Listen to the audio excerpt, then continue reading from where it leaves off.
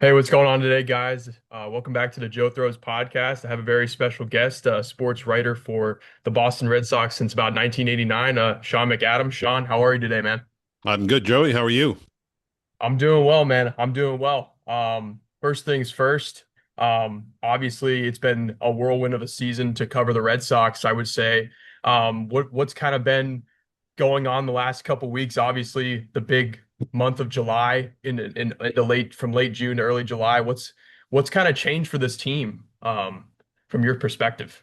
Well, I guess the easy answer there, Joey, is a little bit of everything.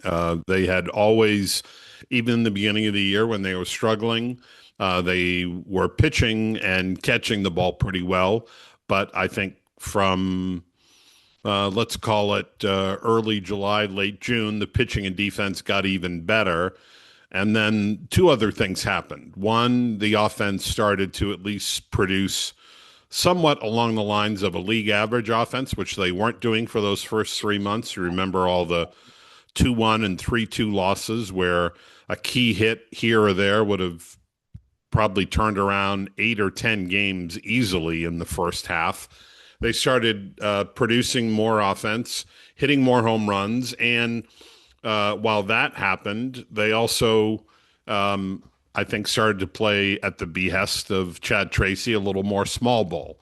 A lot of bunts, a lot of moving guys over, doing things that where a run here or there can make a difference. And if you don't want to wait around for the 3-run homer, then you find some other ways to try to get some runs across the plate. And I think their confidence started to grow when they got on a little bit of a run, and it carried them a long way. We've seen them struggle a little bit with the three straight losses here in the last few days, but they were not going to keep playing 800 ball the rest of the way.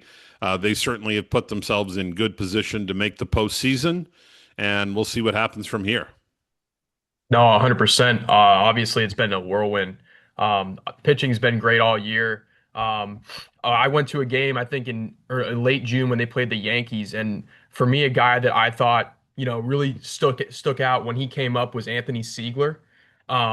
What kind of other players on the roster do you think? Obviously, the trade deadline, getting Adley Rutschman, getting Miller from the Giants, and then Eli White, the really good base runner from the Braves. Like, what do you think these guys can bring to the table? I mean, obviously, they've been a big contributor, I would say, I mean, Adley obviously hasn't played yet, but these guys seem like they could be big contributors going forward into the second half of the year. Yeah, White is a nice pickup for a role uh, spot on the roster as kind of the fourth or fifth outfielder. You have Jahmai Jones, who was a right-handed hitting outfielder that they've used for some pinch hitting roles and occasionally to play left field to give Duran a day off against the lefty. But White is a much better outfielder and, as you noted, a speedy base runner. A couple of big stolen bases already that have helped out. So those are the kind of guys that can really help a contending team so that you maximize your 26-man roster and all of the guys are contributing some sort of skill set. Eric Miller's an intriguing guy because one thing they really didn't have was a late inning lefty who could get a lot of swing and miss. You got Giovanni Moran, who's been good in spots, but isn't an overpowering look from the left side. But Miller can be that. And I think if they can get him to throw more strikes and cut down on the walks, he was averaging almost 6 walks per 9 innings Yeah. early in the year with San Francisco. That can be problematic, obviously, in the late innings. You don't want to put runners on base, particularly in Fenway Park. But Miller can get a lot of swing and miss and strike out people. So that's another nice addition that deepens that bullpen. And of course, Rutschman is the big prize here as somebody that can provide some offensive pop and the veteran leadership at a position that's been kind of unstable the last few years. You look back to, since Jason Veritek retired, there were a couple of years where Christian Vasquez looked like he was really going to establish himself as a top catcher. I don't think that ever really sort of panned out the way they had hoped. So that's been a position that hasn't had a lot of stability for them. And while Rutschman is only under control for this year and next right now, there's the possibility they could extend him and he could be the answer to their catching situation for a number of years. But right now, they're interested in him getting healthy and starting to contribute for the final month and a half here. For sure. I actually went and saw the in spring training they did the prospects game against the Orioles, and I know they lost the kid from LSU, Witherspoon, and I believe an outfielder. Do you think that they gave up a little too much for a guy like Rutschman who hasn't really been the same player since his first 2 years? I mean, I like his veteran leadership just because we, like you said, we haven't had a catcher this, caliber since Veritek in the All-Star game. But just do you think it was an overpay or Well, I think that's the kind of thing that you're probably not going to find out for a long time. It'll take a while for Witherspoon to get to the big leagues. It'll take a while for Anthony Ianson to get to the big leagues. And you don't know what young pitching prospects are going to develop into. We've seen just in the Red Sox organization a number of highly touted prospects in the last couple of years who haven't been able to make that transition from top prospect in the minors to really star players at the major league level. Marcelo Meyer didn't do it. Christian Campbell didn't do it. And even Roman Anthony, who was a consensus top prospect in the game a year ago, hasn't done it with any consistency, or at least the consistency the Red Sox would like. So trying to forecast what two young just out of college pitchers are going to be like down the road is a pretty inexact science. And you also don't know, are they going to extend Rutschman? Is he going to be here for longer than a year and 2 months? If he's only here through the end of 27 and Ianson and Witherspoon develop into major league starters who can be part of a top rotation, then it will have been a trade that didn't work out for them. But if he helps them maybe win a pennant and get to a World Series, or even win a World Series this fall and next, then I don't think anybody will complain about that. On paper, when you give up three of your top five prospects in your system for a guy that you only control for a year and a half, I think most people would consider that an overpay. I think also most people wouldn't care if they overpaid and they won with Rutschman. So it'll be a while before we determine winner and loser here on that trade. They did give up a lot, but they have the potential to really turn Rutschman into an important piece here this fall and next. yeah, I mean, I agree. I mean, you look at the Crochet trade, you look at the Chris Sale trade. Those are two big ones that go back to me. And I mean, we'll see about the White Sox with their second try against the Red Sox with a left-handed pitcher. But yeah, I mean, I'm fine. I was fine with the overpay. I just think that right now, if they want to win, if they're looking, like Craig Breslow said before the season, they're looking to become World Series contenders. The biggest thing to do is obviously go get the player who's already an MLB, service, like, right. So that's where I was kind of at on that. And obviously, with Roman Anthony, you're talking about him and Marcelo Meyer. Kind of walk me through what you thought. Did you think Marcelo Meyer? Obviously, a lot of things said about him. And Roman Anthony. Like, where do you? I mean, you've probably talked about this a bunch, but where was the disconnect between Marcelo, I would say, for the most part, and Roman Anthony? Not Roman Anthony as much, but Yeah, I don't know, frankly. I mean, ultimately, you're judged on what you do on the field.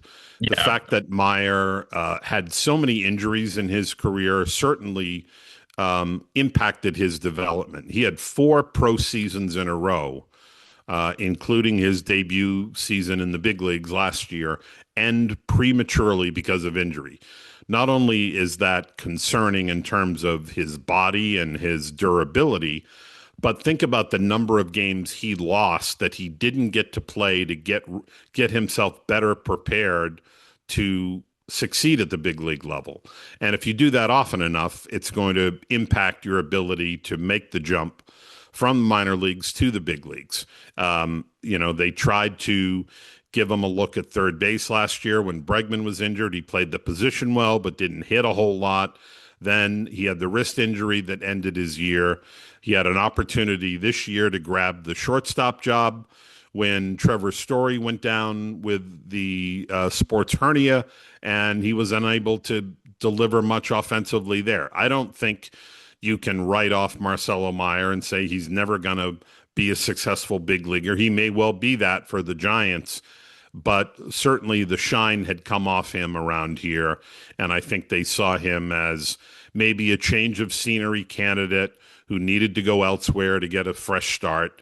And we'll see how he does with San Francisco. He may be here in Fenway in a couple of weeks when the Giants come back with Yeah. Rafael Devers, so that'll be interesting. But Meyer, either because of injury or underperformance, just never was able to attain that level that had been forecast for him. And meanwhile, they saw Miller as an interesting guy they can control for a number of years and help give them some balance and deepen out the bullpen. Yeah, no, for sure. I mean, for me, like looking at Marcelo, I mean, it seems like he had all the tools. Like when you saw him as a baseball player, he played great defense. He had a sweet swing. I really just think he couldn't hit the off-speed pitches, especially against left-handed pitching. And that's where I think the biggest reason why he was, traded for the left-handed arm, a big left-handed arm in the back of the bullpen for other than just Chapman. And yeah, I mean, for Roman, do you think he's going to be?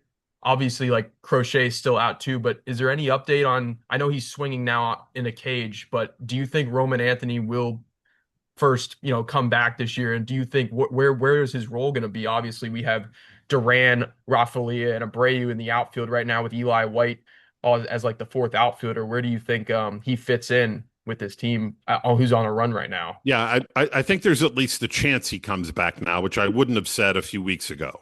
But he's made considerable progress in Fort Myers over the last couple of weeks. The important thing is he's swinging without any pain, which he couldn't do for months at a time. And until he got over that threshold, over that hurdle, he wasn't going to be of much good to them. Once he cleared that, you can see him starting to ramp up pretty quickly. He's not just swinging in the cage, he's swinging off some coach's BP. Pretty soon, he'll be in a position to take live BP. And then from there, you would imagine he would go out on a rehab assignment, get back into in game rhythm, and be ready to face in game pitching. How long that takes and if there are any setbacks, we can't predict. But I'd say at least there's a chance of Roman Anthony contributing here, which didn't seem likely as recently as 2 or 3 weeks ago. So there's some hope in terms of what he can do and what role he has. That's premature. He's got to get there first, obviously, and show that he's healthy. But a healthy Roman Anthony, you find a spot for, whether that's giving more DH at bats for Jaron Duran to share with Masataka Yoshida while Anthony plays left field on a more regular basis, or maybe Anthony plays is in the DH role, but we're probably 3 or 4 weeks from having to answer that. He's got some other checkpoints he's got to hit before that's a decision the Red Sox have to make. No, yeah, for sure. But I think he's a big piece to the puzzle if they want to get deep in the playoffs. Also another guy, just the whole pitching staff. I got a question about this. Obviously they've been pitching really well this year. They've been the high point for this team, other than the defense as well. You look at guys like Sonny Gray, Peyton Tolley, even like a guy, Patrick Sandoval hasn't thrown the ball bad for the Sox this year, hasn't pitched at all since this year, and Ranger Suarez. Do you think, and Jake Bennett, gotta highlight him as well. Do you Mhm. think this team, with the amount of young arms in their starting rotation, do you think they, even with Crochet coming back as like a bullpen arm, do you think that they are going to be able to, handle the amount of like innings? Because a lot of these guys haven't thrown, Right. a lot of innings. So Yeah, they've got to be careful with the workload for both Tolley and Bennett in particular. yeah, I think Tolley has already surpassed his career high in innings pitched. He's only been, you know, only been in professional baseball for a little more than 3 years. So there's a lot he's got to learn still. And Bennett had Tommy John surgery a couple of years ago, is just now kind of getting over that. But so they have to monitor those guys, I'd say, in the next month and a half. If it means piggybacking them in games or having them just throw 3 or 4 innings or skipping them in a start. Those are all things that I think are going to be on the table, particularly if they keep winning and are in a position where they know they're going to be in the postseason. You remember that they didn't clinch a playoff spot last year until game 160, the final weekend Yep. of the season. If that's the case again this year, then they might not have that luxury to hold those guys out and really be careful with their workload. But I think in a perfect scenario, you monitor them a little more closely down the stretch and make sure that they're not overdoing it and that they're able to contribute not just in September, but October too. Yeah, I mean, you can never have enough pitching. I mean, obviously, I think that's the biggest thing. Obviously, with Brian Bayo being actually a good coming back from AAA, being pretty good in the bullpen, one of the Right. best arms as well. So he could piggyback a guy like Tolley or a guy like Bennett on a day where they can't throw as many pitches. Yep. Uh, so that's where I'd kind of be on that. So obviously, the Red Sox like have been so good so far, since July. And the Yankees and the Rays have been kind of stagnant, I would say, more the Yankees.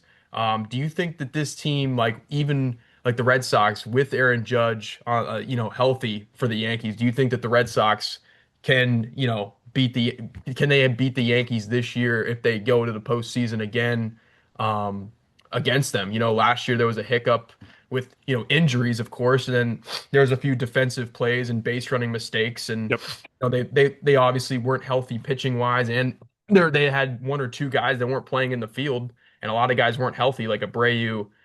He wasn't right for the playoffs. Right. So, do you think this team has enough gas, unlike last year where they lost their gas, obviously? So, Yeah, well, a lot of it's going to be how healthy are they on, September 29th or whatever the yeah, first day of the wild card playoffs is.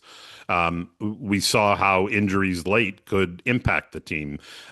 You left out Roman Anthony not being available yeah, to them at all. That would have made a huge difference, obviously. Abreu banged up, some of the other guys dealing with other stuff. So it's impossible to know what their health status is going to be at the end of September. The fact that they are getting back guys, or at least have the potential to get back guys like Story and Crochet and Anthony, has to be seen as a good thing. But you could have injuries too between now and then, and key guys could go down. So there's no predicting injuries or health, and that goes for the Yankees too. Maybe Aaron Judge comes back and is his usual productive self, but maybe with a rib cage injury like that, those things can linger, and he could be impacted throughout the rest of the year. So all you can do is pray that your team is healthy when you get to the postseason and that your pitching's in pretty good shape. And right now, it looks like the Red Sox, their pitching staff looks good.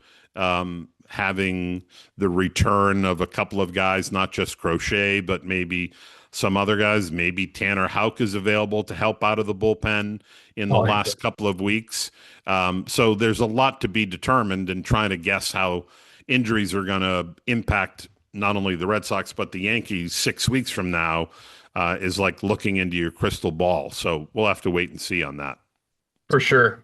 Um, obviously, like having leadership in the clubhouse is huge. And last year there was like a big thing with Alex Bregman being, a big leader for Marcelo, Roman Anthony, Christian Campbell, a lot of the young guys. And a lot of it in the beginning of this year, it seemed like the leadership wasn't there between like Trevor Story, and a few other guys. There wasn't any Rob Refsnyder's, obviously. And then out of nowhere, it seems like Wilson Contreras has been that guy. Like how big of an impact do you think he's brought to this team, being after saying, that he wants to stay in Boston, or he said something along the lines of that. Obviously, the thing with Bregman last year didn't go the way they wanted to. So, do you think that when did you think this guy was like the turning point, for this team as a leader, not Well, just I, on the I thought field? he showed signs of that very early in the season. If you remember, I think it was the first road trip They were in Houston, and then the second trip took them to, I think, Detroit and St. Louis.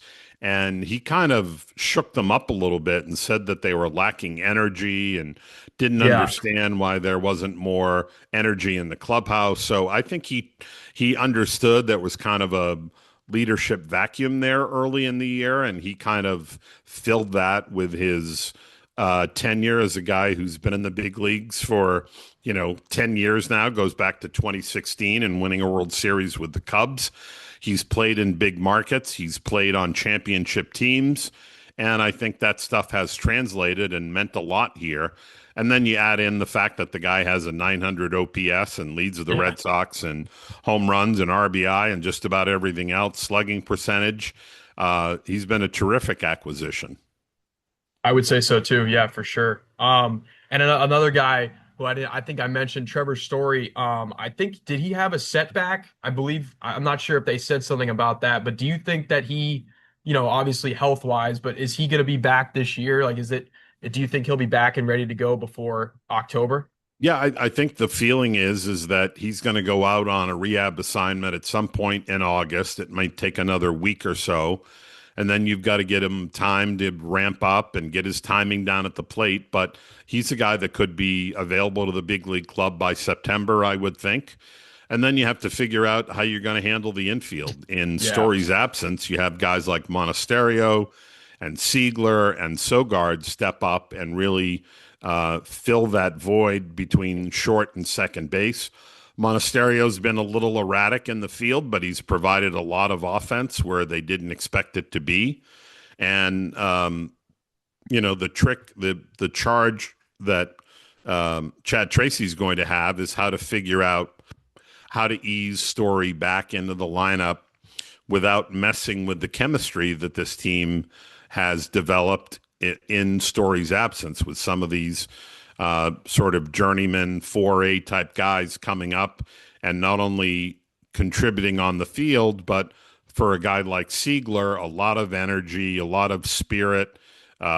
Tracy has talked often about how much he's helped in the dugout and clubhouse by his personality. So that's going to be a delicate thing for Tracy to handle when Story comes back. But, you never say no to the return of a talented veteran like Story.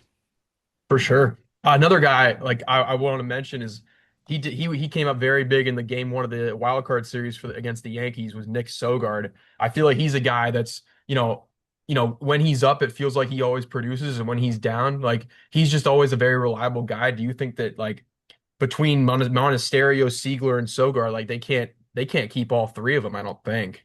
I Yeah, it could be. wouldn't seem to be. And then you wonder if whether Curtis Mead is going to Yeah. be able to contribute later in September and what that does. You do have the benefit in September of the rosters expanding by 2 spots from 26 to 28. Yeah. So that'll come in handy. Instead of maybe calling guys up from Worcester, you may be able to keep some guys that you might have to send to Worcester otherwise. As Story comes back, you can maybe keep all three of those guys, even if they aren't playing on a regular basis. No, for sure.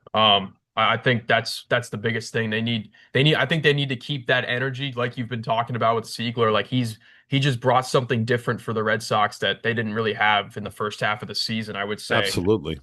And then obviously, I mean, Cedar Rafaela and Wilyer Abreu, they've really carried this. I feel like they've carried this offense outside of Wilson Contreras, kind of like talk me through like what do you think obviously for Sadon, of course, like what do you think he's changed? Obviously he's not swinging at pitches in the dirt as much, but he looks a lot more disciplined to me as a hitter. Yeah, I don't think anyone thought that he'd be a guy flirting with 290 Yeah. as a batting average because he struck out too much. He would chase pitches out of the zone. He'd get behind in counts quickly and always be in pitchers' counts, putting himself in a tough spot. But credit to him for sticking with it and developing more discipline and knowledge of the strike zone, and at times being aggressive early in the count and jumping out and putting the ball in play.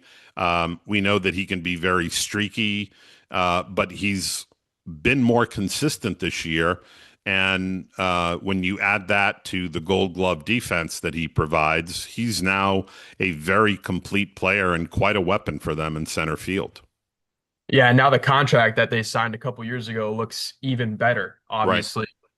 So I would say he's been one of the best players, if not one of the best all-around players on this team all year. And I know Wilyer Abreu, he decline a extension? I Yeah, I think think they approached him at some point, and it never spring got very far. Some agents and representatives are not interested in signing one of those long-term deals, even though it provides some security. They would rather go year to year and take advantage of the salary arbitration system. And that's his right, and that's his call. Who knows? Maybe they make another run at trying to extend him this offseason, but whatever his contractual status, he's under control for another few years anyway. Yeah. And he looks like he's headed certainly for a third straight gold glove. And, a guy that could end up with 30 home runs this year. He's already at 20. No, he's been, and the biggest thing is he's staying healthy this year, which is the biggest key for me for Willier. Obviously the first half of the season, you look at the Alex Cora firing of all of the coaches that he brought in, except for Andrew Bailey in April, I believe, against Baltimore. And when Chad Tracy came in, everybody was grilling Breslow and John Henry and all the guys up there. Um, what has Chad Tracy done differently other than just like the small ball part of it to keep this Red Sox team afloat, and now they're one of the best teams in baseball. Well, I think he's instilled them with a lot of confidence, and he was behind them even when things weren't going well. Remember that a lot of guys on this team had played for him in Worcester, either coming up as prospects throughout the minor league organization, and he's the last guy they play under before they get to the big leagues. So he was familiar with a lot of them and them with him. And then you've got guys that have been on rehab assignments, like Trevor Story in the past, and other guys that have needed to go down and play in Worcester after being out for a while. So there were very few guys that he didn't already know. I think that helped him. And I think he's just generally a positive guy and kind of a player's manager. And when things weren't going well, he didn't get down on them. He told them that he believed in them and that they were going to work their way out of that slump. And when somebody tells you that and then it happens, I think that buys him a lot of credibility within the clubhouse as, hey, this guy never gave up on us. And it makes the players want to succeed and play harder for him. For sure. No, I think he's been incredible for this team, and honestly, this organization has completely flip-flopped from being sellers to buyers. I mean, Mhm. it's pretty remarkable how good of a run this team went on. And a few more questions for you. What do you think of Craig Breslow? Obviously, he's gotten a lot of mixed feelings with him for the Boston Red Sox fans. Where do you think he's at right now? Do you think he's doing a good job? Obviously, I mean, people in the beginning of the season were like, we need to fire this guy, and you haven't heard that at Fenway in, I don't know how many years. It's the first time they've been 14 games below 500 since 2020, I believe. And Right. where do you think they're at now? And do you think he's back in like the winning mode, I would say? Yeah, well, look, you're judged ultimately by the team that you put together and how that team performs on the field. And when your team is going 33-8 over 41 games, it's a little hard to argue with the results. When you look back at what he did over the winter, most of those deals have paid off in a big way. Yeah, Ranger Suarez has been a good free agent signing. Sonny Gray was an excellent trade. So was the one that brought them Wilson Contreras.